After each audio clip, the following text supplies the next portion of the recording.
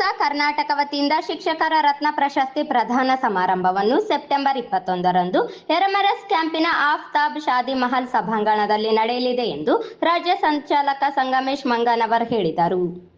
ನಗರದ ಪತ್ರಿಕಾ ಭವನದಲ್ಲಿ ಸುದ್ದಿಗೋಷ್ಠಿಯಲ್ಲಿ ಮಾತನಾಡಿದ ಅವರು, ಕಾರ್ಯಕ್ರಮದ ಉದ್ಘಾಟನೆಯನ್ನು ಸಣ್ಣ ನೀರಾವರಿ, ವಿಜ್ಞಾನ ಮತ್ತು ತಂತ್ರಜ್ಞಾನ ಸಚಿವ ಎನ್.ಎಸ್. ಬೋಸರಾಜು ನೆರವೇರಿಸಲಿದ್ದಾರೆ.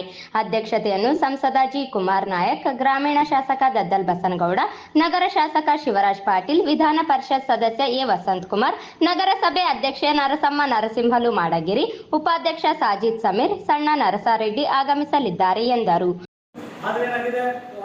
ಅವರವರ ಹೊಂದಾಣಿಕೆ, ಸ್ಥಾನಮಾನಗಳು, ಪ್ರತಿಷ್ಠೆ, ಗೌರವಗಳು ಇದ್ದಾಗ ಪರ್ಯಾಯದಂತ ವ್ಯವಸ್ಥೆಗಳು ಇದ್ದಾವೆ.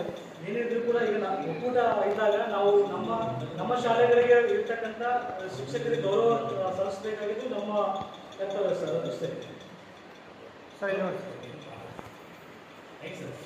ನಾವು ಕಾರ್ಯ ಮಾಡ್ತಕ್ಕಂಥದ್ದು. ನಾವು ರಾಯಚೂರು ತಾಲೂಕು ಒಕ್ಕೂಟದಲ್ಲೇ ಇರ್ತೇವೆ. ಆದರೆ ಈಗ ಸಂಘ ಅಂತ ಬಂದಾಗ ಸರ್ ಜಿಲ್ಲಾ ಸಮಿತಿ ಈಗ ನಮ್ಮದು ಲಿಂಗಸೂರು ತಾಲೂಕು ಘಟಕ ಇದೆ ಸರ್. ಮೊನ್ನೆ ದೇವದುರ್ಗ ತಾಲೂಕು ದೇವದುರ್ಗ ತಾಲೂಕು ಘಟಕ ಆಗಿದೆ.